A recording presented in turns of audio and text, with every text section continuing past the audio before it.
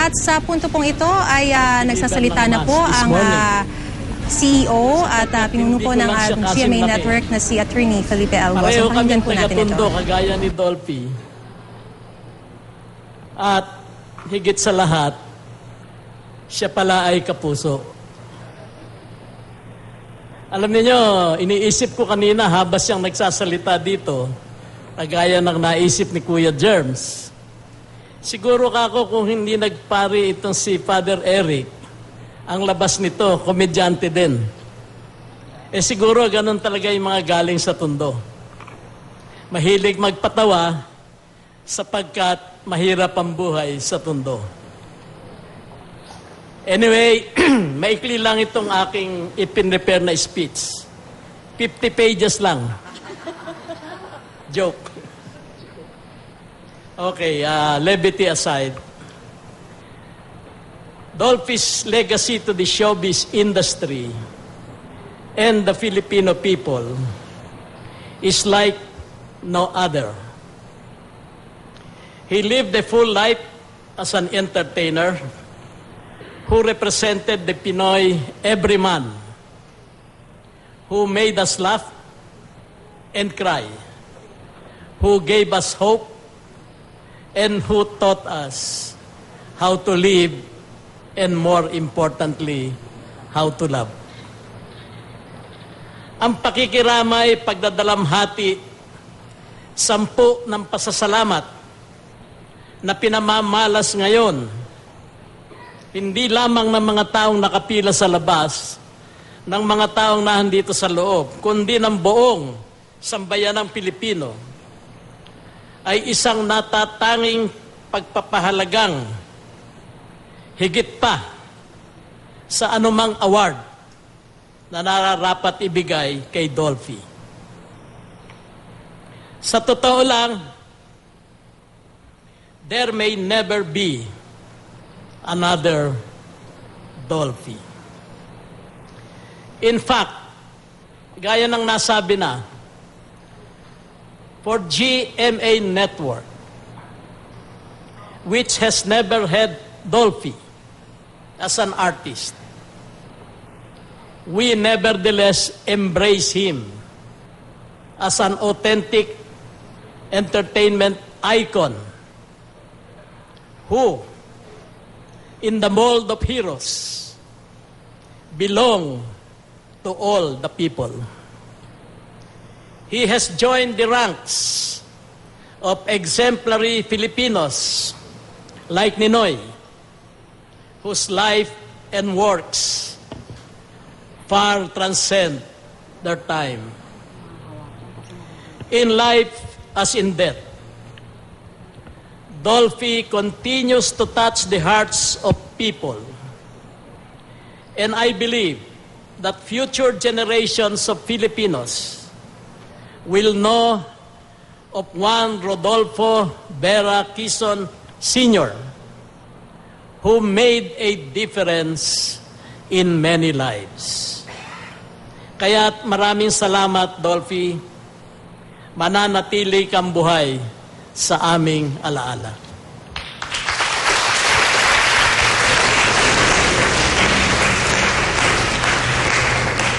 Ladies and gentlemen, we will now read the citation for this special plaque of recognition that Atty. Gozon will present to the family of the late Rodolfo Quezon. GMA Network Incorporated takes great pride in presenting this posthumous plaque of recognition to Mr. Rodolfo Vera Quezon Sr., well-loved as Dolphy, the Philippines' King of Comedy, for his achievements in the theater arena, television, radio, and the cinema, for uplifting the spirit of the Filipino nation with his unique sense of humor and gift of laughter, providing unrivaled, wholesome family entertainment, for his genuine concern and affection for co-workers in the entertainment industry, and for the legacy he left behind as a consummate artist, both in comedy and drama, the qualities of a true kapuso.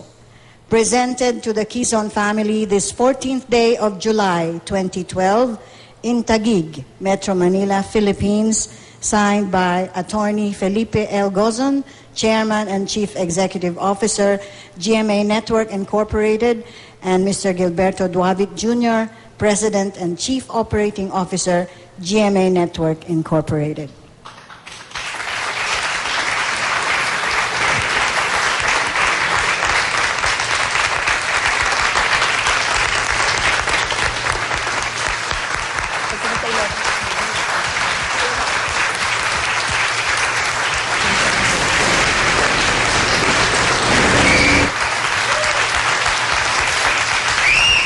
May we request a response from someone?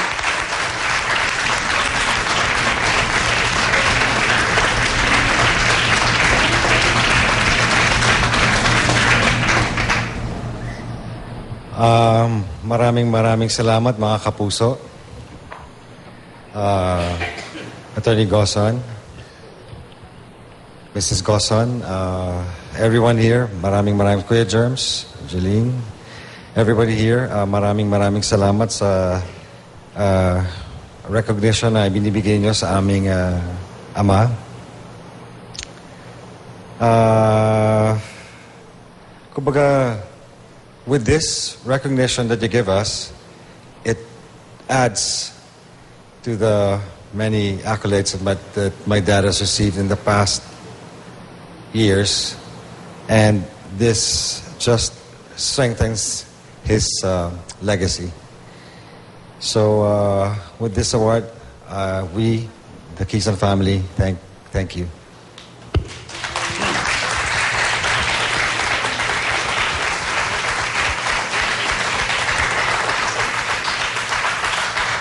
I just want to share something. I remember there's one time I spoke to GMA executives. It was a private meeting that I had.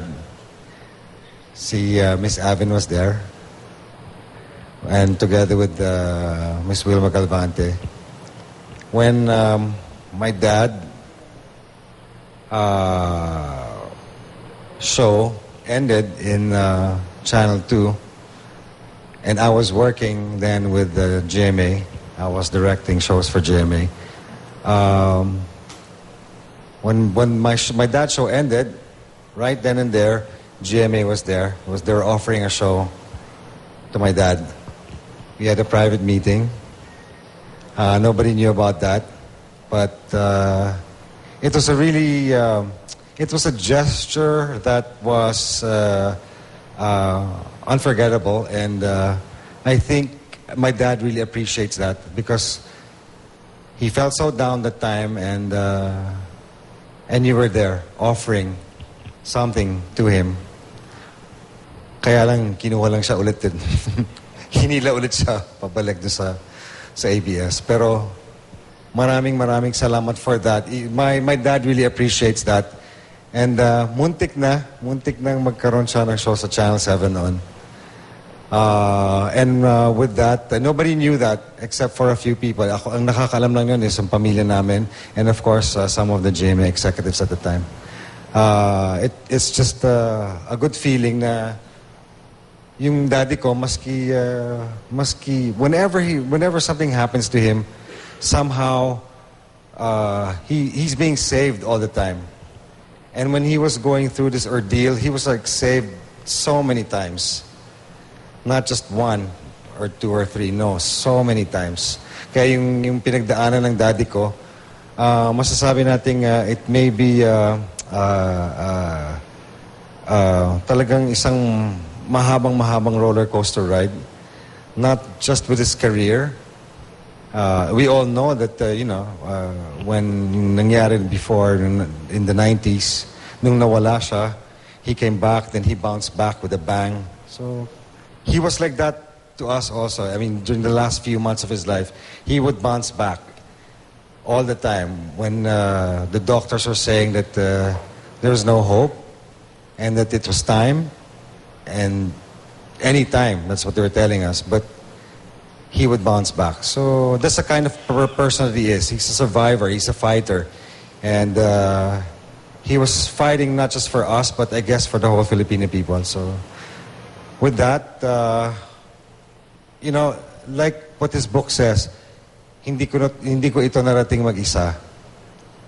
It's one way of telling you all that kayo ang naglagay sa kanya kung nasan siya ngayon. So maraming salamat.